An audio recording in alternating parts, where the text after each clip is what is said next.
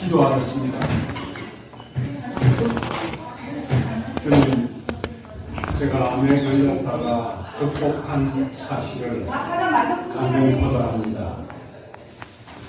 제가 아팠다는 투별비를 말하기보다도 암이라는 전화를 그것은 하나님을 경험했던 사실을 간절히 고백합니다.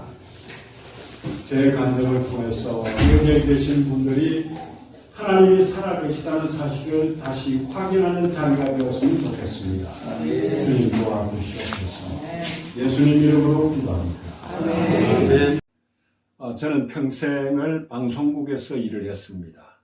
뉴스를 주로 다루는 그런 직종에 있었습니다. 뉴스라는 것은 시간을 다투는 그런 경우가 많기 때문에 편집하는 사람이 따로 있고 진행하는 사람이 따로 있지만은 그러나 취재하는 사람이 때로는 편집도 하고 진행도 해야 하는 그런 상황이 종종 있습니다. 그렇기 때문에 또 그리고 방송국에서 서로 소통하는 수단도 자연적으로 공유하게 됩니다. 방송국에는 방송 진행하는 사람은 스튜디오 안에 있습니다. 그래서 밖에서 뭐라고 말해봤자 들리지 않습니다. 거기는 수화로 해야 돼요.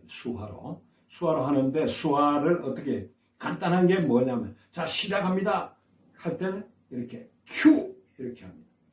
안에 있는 사람한테 큐 하는 게 말이 안 들리겠지만은 옆에 있는 엔지니어도 이 큐에 따라서 원샷을 잡고 투샷을 잡고 이런 움직여야 되기 때문에 같이 큐 이렇게 하는 겁니다. 그리고 끊어라 이렇게 할 때는 카트 이렇게 합니다. 카트 목을 치는 것 같은 이런 신용을 합니다. 그리고 다음 순서가 바쁘다 빨리 하라 이렇게 할 때는 빨리 하라고 막 이렇게 뺑뺑이를 돌립니다. 그리고 다음 진행자가 아직 출연자가 안 왔기 때문에 좀 시간을 끌어라 이렇게 할 때는 이런 신용을 합니다.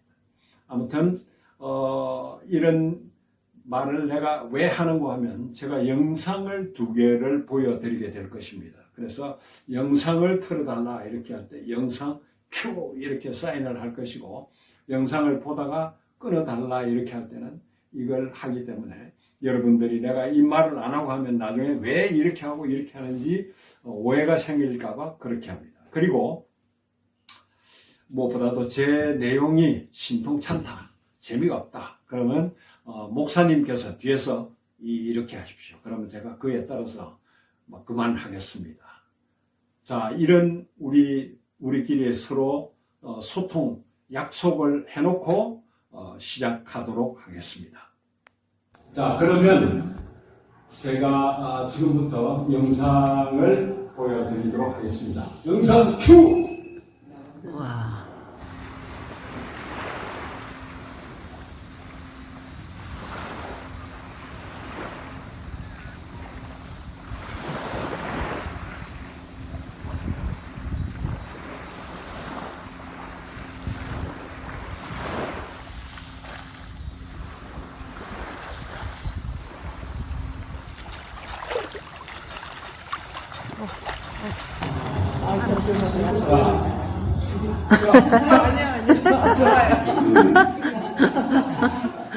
아시겠죠? 이렇게 하는 겁니다. 이따 또 제가 큐 이렇게 또 할 겁니다. 보신 것과 같이 저는 수영을 70년간 했습니다.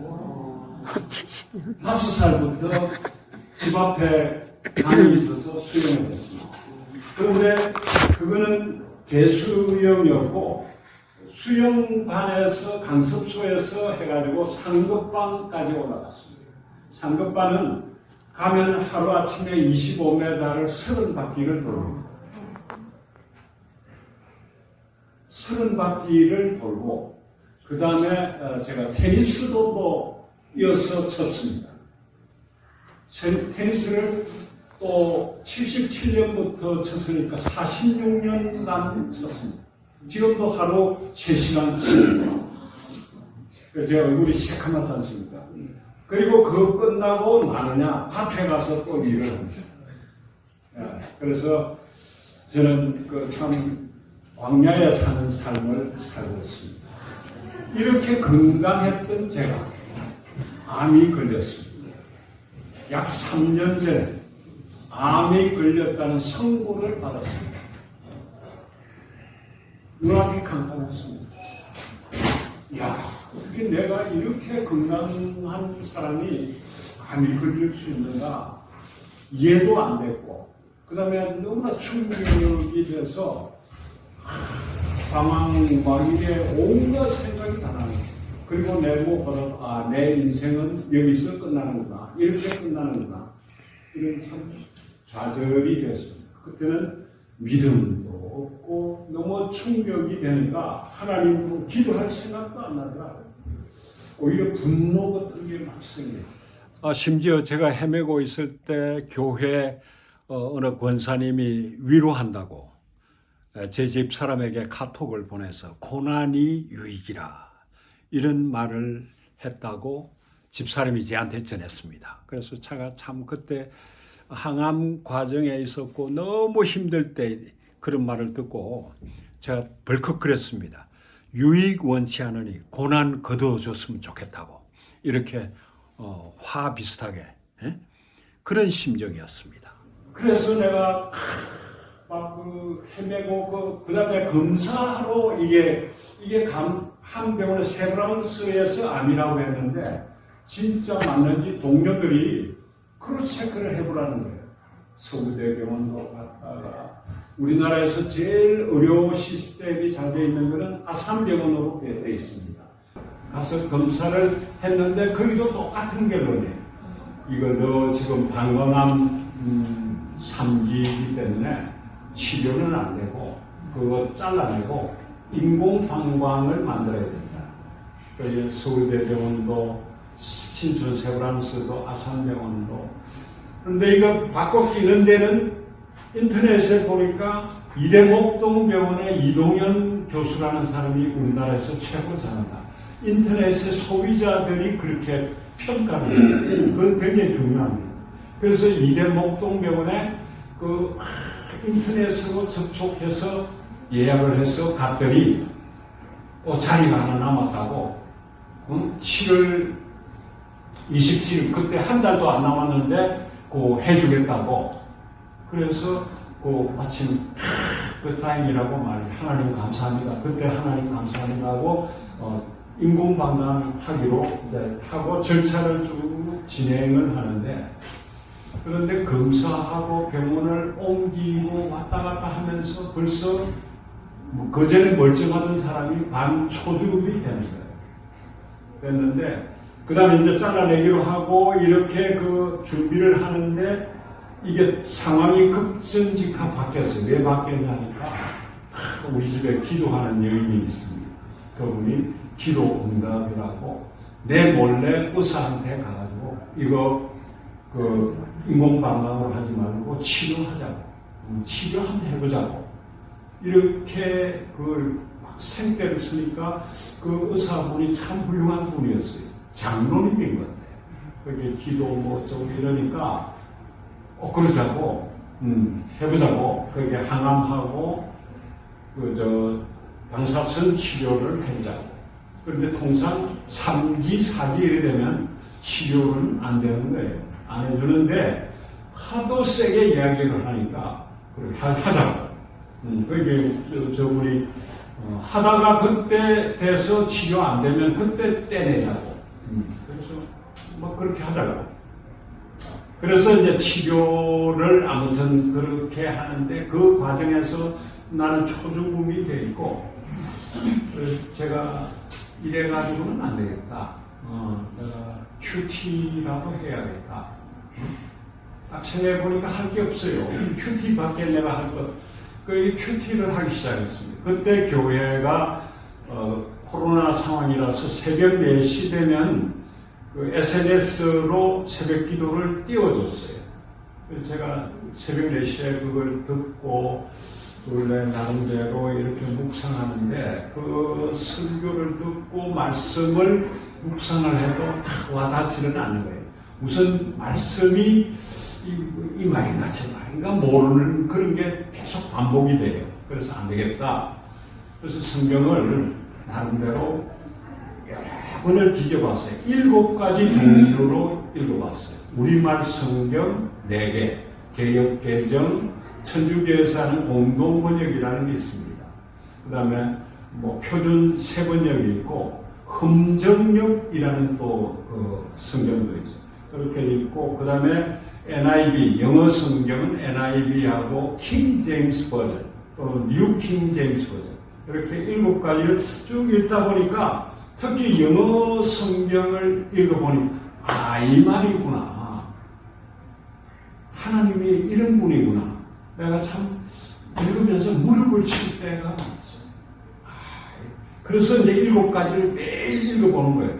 읽고 내 나름대로 나중에는 그 네이버에 블로그가 있는데 블로그에 올리기도 하고 이렇게 지금은 이제 영어 성경 위주로 이렇게 읽습니다. 그게 참 도움이 된다. 이해가 참 좋다. 이런 그게 근데는 말씀을 아무튼 읽다 보니까 참 유익이 많은 거예요. 이런 말 뜻이구나 하는 거에서부터 그 다음에 내 죄가 다 드러나는 거예요. 내가 너무 어리석게 살았다. 내가 그때 옛날에 했던 일이 주마등처럼 막 스치면서 생각이 나. 잘못한 거, 내가 참 경솔했던 거, 교만했던 거. 내가 그때 왜 그렇게 했나. 내보고 심지어는 아주 좋은 자리를 누가 줬어요. 그때 못 이긴 사고 했으면 지금 여러분들 이 자리에 못 만날지도 몰라요. 그런 기회가 왔는데 내가 그냥 예사로 발로 차버리고 이렇게 하여간 참 어리석게 살았구나. 그래서 성경 보면서 매일 내가 울면서 성경을 이렇게 새벽에 그런 것을 우리 허근사는 몰랐지만 하나님은 보셨지 않나. 그러면서 하나님께서 제게 긍휼을 베푸신 게 아닌가. 그래서 아무튼 암이 나왔어요. 암이 나왔는데 암 3기 그거 치료가 낫는 거 아니란 말이에요. 그런데도 치료해서 나았어요. 나았는데 나는 어떻게 나았는지를 하나님이 했다 이런 것도 딱 몰랐어요. 왜냐하면 성경에 나오는 대로 아브라함아 사무엘아 뭐 이렇게 다윗처럼 올라갈까요? 이렇게 했을 때 뭐 대답을 쫙 해주고 이런 경험이 하나도 없단 말이죠. 하나님이 다이렉트로 그래 오케이 내가 책임지면 이렇게 내한테 안 해줬기 때문에 낳기는 낳았는데 어떻게 낳았는지 모르겠다. 그 전까지 내가 여기 아시는지 모르겠지만 암이 1기부터 말기까지 있는데 4기를 말기라고 합니다. 1기는 보통 암이 이렇게 딱 표시가 이렇게 나는 거고 2기는 이게 어떤 군락을 이루기 시작하는 거. 3기는 이게 힘줄에 뿌리를 내리는 거.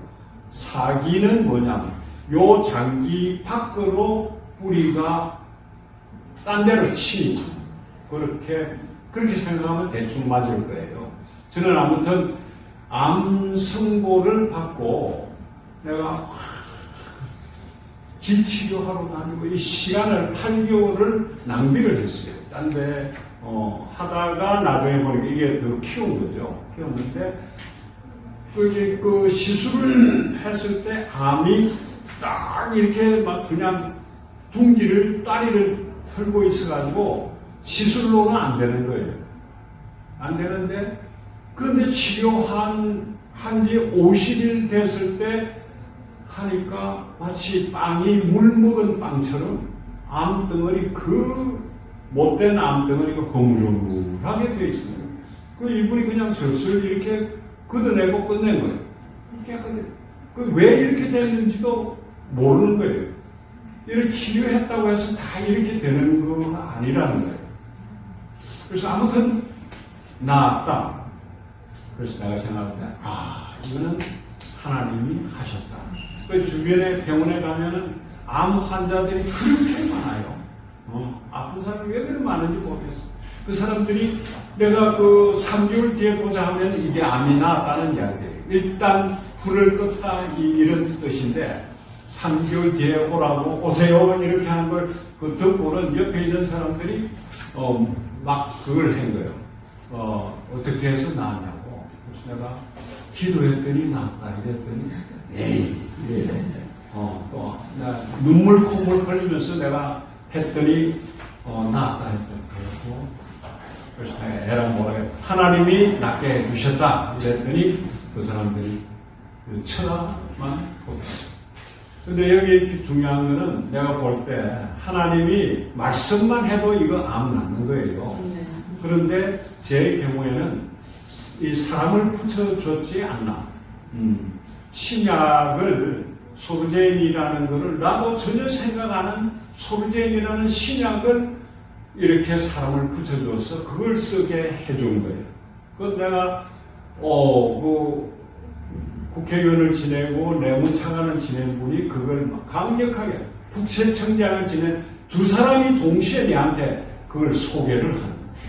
그래서 하나님이 이렇게 사람을 붙여서 그걸 쓰게 하고 의료 과정에서도 더 확인해서 깨끗하게 해주신 게 아닌가. 저는 그렇게 믿어서 하나님께 감사하고 있습니다. 아멘. 여기까지 암이 생기는 걸 내가 해결했다는 거고, 그럼 끝났으면 끝났느냐? 그렇지 않습니다. 암 낳고 나서 후유증이 있습니다. 후유증 가운데 첫 번째가 대소변이에요. 의사들이 계속 그걸 묻는 대변 봤냐? 대변 봤냐고. 왜냐하면 내 경우에는 이 방광 주변에 이걸 방사선을 쬐기 때문에 대장이 굳어버리는 거예요.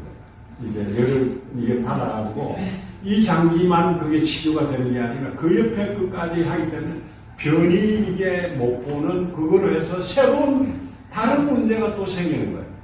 그런데 다행한 거는 내가 새벽마다 그 큐티를 하면서 그 내 누이가 준 가지차를 만들어가지고 이렇게 그 1시간 반, 2시간 반에 홀짝 마시면은 그러면은 거의 1리터를 마시게 되는데 한 1시간, 1시간 반은 배가 아파서 못 견뎌요. 화장실 가면 시원하게 그냥 해결이 돼요. 내가 의사한테 난 대변 문제가 없다. 그렇게 해결했다. 해결한 그 큐티의 유익점이 그렇게 또 있었고, 또 하나는 소변을 그때는 30분 단위로 봐야 돼요. 막 이걸 내시경 하면서 이것저것 건드려 놓게 이게 그 소변을 예배 드리다가도 못 참아가지고 화장실에 집에 갈 때도 이 30분 정도 걸리는데 엘리베이터 올라가면서 막 그냥 끙끙 앓을 정도 그랬는데 지금은 4시간을 그냥 견디는 그런 상태로 왔습니다. 아무튼 그게 암이 내게 가져준 이제 치료가 되고 나서 저는 월남을 갔다 온 참전용사예요. 근데 암이 걸렸다고 그 보훈 대상자로 지정을 해줬어요. 그래서 보훈 급여가 나오는데 한 달에 120만 원씩 나옵니다. 그 치료비 눈먼 돈이 생겨서 죽을 때까지 나오거든요. 그 나쁘지 않잖아요.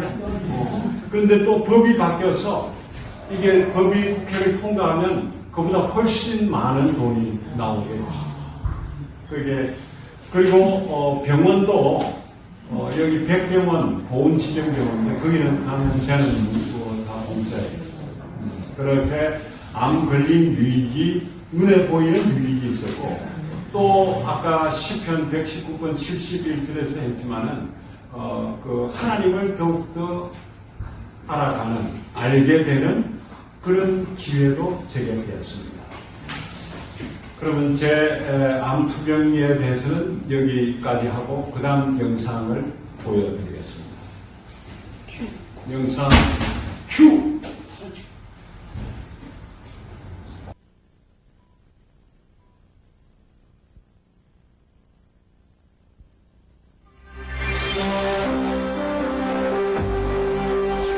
유럽 안보협력회의가 오늘 프랑스 파리에서 34개국 정상들이 모인 가운데 개막됐습니다. 파리에서 박원은 특파원의 보도입니다. 나토와 바르샤바 조약기구 정상들의 냉전 종식 선언서에 열린 이번 회의는 유럽 새 시대의 개막에 대한 기대를 더해주고 있습니다. 박원은 특파원. 네, 저는 지금 세느강에 있는 미라보 다리에 나와 있습니다. 새해 첫날 파리에는 강한 바람이 불고 있습니다. 박원순 특파원 이 씨의 장래와 통합 역량을 정리해서 좀 말씀해 주시죠. 네, 결론부터 말씀드려서 이 시 통합은 이제 또 확실해졌다 이렇게 말할 수 있을 것 같습니다. 왜냐하면 유럽 장래와 관련한 중요한 변수로는 독일 통일 문제와 이 시 통합을 들 수 있는데 독일 통일 문제에 대해서 미국과 소련을 비롯한 관련국들이 한결같이 부정적인 입장을 취하면서 상대적으로 이 시 통합이 우선돼야 한다는 인식에 이르렀다는 것이 이 시 통합을 촉진시키는 중요한 계기가 되고 있습니다. 이번 미국 대통령 선거는 클린턴과 밥돌 후보의 싸움 못지않게 그들의 부인인 힐러리와 엘리자베스의 장외 대결에서 결판 날 것이라는 그런 말까지 나오고 있습니다. 너무 닮았으면서도 전혀 닮아 보이지 않는 두 여성, 이 두 맹렬 여성의 대결이야말로 대통령 선거의 승부를 가를 진짜 대결이라고 하는 점에서 미국 국민들의 비상한 관심이 집중되고 있습니다. 워싱턴 박원순 특파원의 보도입니다. 클린턴 대통령의 부인 힐러리 여사는 명문 예일 법대를 나온 수재로 한때 미국 내 100대 변호사로 선정된 적이 있습니다. 밥돌 공화당 후보의 부인 엘리자베스 여사는 명문 하버드 법대 출신의 변호사로 교통부와 노동부 장관을 지냈습니다. 구설수에 시달리고 있는 힐러리 여사가 이번 시카고 민주당 전당대회를 계기로 국민에게 새로운 모습으로 다가선다는 구상을 하고 있어 후보 부인 간 대결에 관심을 더하고 있습니다. 워싱턴에서 KBS 뉴스 박원입니다. 성덕 바우만 군이 올해 미 공군 사관학교를 졸업했습니다. 바우만 군은 건강이 문제가 돼서 결국 오늘 장교로 임관하지 못했지만 백혈병과 싸워 이겼듯이 앞으로 반드시 장교 임관의 뜻을 이루겠다고 다짐했습니다. 박원은 특파원의 보도입니다. 오늘 미 공군사관학교 졸업식에서 성덕 바우만 군은 유일하게 장교로 임관되지 못한 채 졸업장만 받았으나 누구보다 기뻐하는 모습을 보였습니다. 그러나 성덕군의 미국인 형제들은 끝내 임관을 못한 동생을 지켜보며 눈시울을 붉혔습니다. 성덕군은 장교가 되기 전 5년 내 암에 걸린 적이 없어야 한다는 학교 규칙에 따라 기한이 되는 오는 2001년에 장교 임관을 다시 요청할 것이라고 밝혔습니다. 미 공군도 성덕군이 다시 요청하면 재검토하겠다고 말했습니다. 가족들은 성덕군이 고향인 미네소타에서 인정받는 천재인데다가 한 번 마음먹은 것은 이루고 마는 한국식 집념을 가졌다며 백혈병을 이겨냈듯이 장교 임관을 꼭 해내고 말 것이라고 말했습니다. You will be able to reapply 3 years from now if he stays leukemia free. 올해 미 공군 사관학교 졸업생 935명 가운데 한국계가 5명이었으며 3명이 우수한 성적으로 전투기 조종사로 임관됐습니다. 미 공군 사관학교에서 KBS 뉴스 박원입니다. 저는 아무튼 프랑스 파리 특파원으로서 프랑스에도 살았고 워싱턴 DC에도 살았고 그리고 LA 지국장으로 LA에도 살았습니다.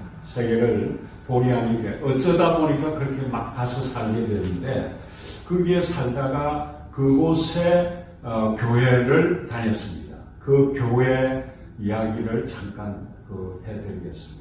제가 워싱턴에 있을 때는 이동원 목사님이 심무하는 지구촌교회 거기를 다녔습니다. 그리고 LA에서는 오정현 사랑의 교회 목사님이 그 남가주 사랑의 교회를 담임하시는데 그 교회를 다녔습니다. 그런 교회를 다니면서 내가 느낀 그 점은 그 교회들이 잘 믿으려고 몸부림을 치는 거예요. 그 몸부림이 뭐냐? 훈련이에요. 훈련을 참 조직적으로 시킨다 이런 느낌이 들었습니다. 이동원 목사님의 교회에서는 기도하는 거를 그 훈련을 딱 시켜요. 참감자 중간 이렇게 참감자 그거 아시죠? 그렇게 해서 기도문을 써서 대표 기도를 하는 사람은 어느 목사님한테 한번 스크린을 받게 해요. 그런 식으로 그 훈련을 시키는 장로님도 예외가 없는 거예요. 그렇게 해서 딱 하게 하고 간정도 3분 또는 5분 내에 간정을 딱 하도록 간정도 훈련을 시켜서 써보게 한 간정도 시키고 그래서 내가 그 교회들이 또 그리고 하나 잘하는 게 소그룹 활동을 아주 중요시, 소그룹이라는 게 여기로 말하면 우리 세강교회로 말하면 구역 모임을 굉장히 철저하게. 제가 어쩌다가 지구촌 교회 이동훈 목사님 교회에서 거기는 셀이라고 그래요. 셀 리더가 됐어요. 요 말하면 구역장이죠. 95년도, 97년도 이럴 때 거기에서 셀 리더를 했는데 셀 리더에게 훈련을 또 따로 시켜요. 주말마다 불러서 시키는데 이렇게 구역 모임에서 이렇게 해라, 어떻게 해라, 쫙 그러는데 제일 중요시하는 오는 사람의 입을 다 열게 만들어. 가슴에 있는 걸 쏟아놓고 가게 하고 쏟아낸 거를 같이 기도해주라. 그리고 주중에도 기도해주고 전화하고 서로 구역이 서로 돌아보는 그런 훈련을 시키는 거예요. 그런데 거기서 딱 소그룹에 할 때 아이스 브레이킹이라는 거를 제일 먼저 시키라고 해요. 막 내가 지금 집에 불 위에 뭘 얹어놓고 왔지, 어떤 경우에는 오다가 차 부딪혀가 싸웠던 이런 생각에서 싹 벗어나도록 어떻게 하느냐, 누구나 말해도 정답이 되는 거. 돌아가면서 이런 걸 시키는 거, 아이스 브레이킹을. 당신이 지금까지 먹어본 음식 중에서 제일 맛이 있었던 거, 그거 말하기. 1분 이내. 그러면서 쭉 누구든지 이야기하면서 룰루랄라 이렇게 다 되는 거예요. 아이스 브레이킹이 돼요. 목사님들이 예배 처음 시작할 때 이야기하는 게 그게 다 아이스 브레이킹이에요. 여러분들의 생각을 탁 이게 집중시키기 위해서 제가 앞부분에 방송국에서 컷 이런 이야기를 해서 여러분들에게 약간의 이렇게 끄는 그게 아이스 브레이킹이다. 그리고 각자가 돌아가면서 이렇게 그 다음에 3분 내로 기도, 관심사 이런 거를 하게 이렇게 만듭니다. 그리고 나중에 제일 중요시해야 하는 게 여기서 나왔던 이야기를 대회에 절대 공개하지 마라. 그렇게 셀 리더들에게 훈련을 시켜서 아무튼 제 셀은 처음에 10명 정도로 이렇게 시작했는데 나중에 20명이 됐어요. 그래서 셀이 분가하는, 그게 어떻게 보면은 셀을 통해서 전도 기지화하는 것.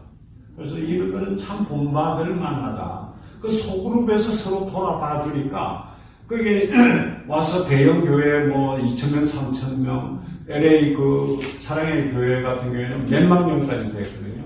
그것을 다 케어해 줄 수 없단 말이에요. 근데 소그룹에서 이렇게 서로 해주니까 사람들이 상당히 소속감을 느끼는 거예요. 그래서 우리도 그런 점은 좀 본받는 게 어떤가. 여기까지 제가 주말 한상격으로 했습니다. 그 다음에 제 이어서 바톤을 받을 분이 나와줬으면 좋겠는데 하십시오. 간증 다음에 한 달 뒤라도 좋고. 그러면 더 모두 기도해 보시고 다음에 그렇게 해서 서로 이 정답이 없는 문제 아닙니까, 그죠? 내 관심사라든지 기도 제목 이런 걸 가지고 이렇게 서로 간증하고 서로 해서 모임이 더욱더 활성화되었으면 좋겠다. 마치겠습니다.